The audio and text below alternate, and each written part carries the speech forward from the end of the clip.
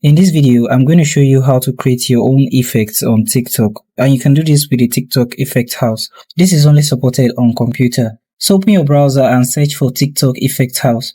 Once opened, you want to click on download. You need to install the Effect House application to start creating your effects on TikTok and earning rewards. You can download the application both for Windows and MacBook. To download the TikTok Effect House, click on download and save to your computer.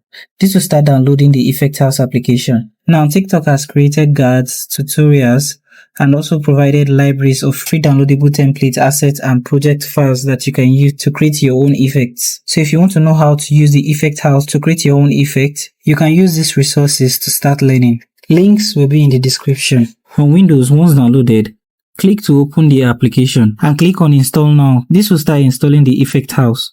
Once installed, you can click and open the app.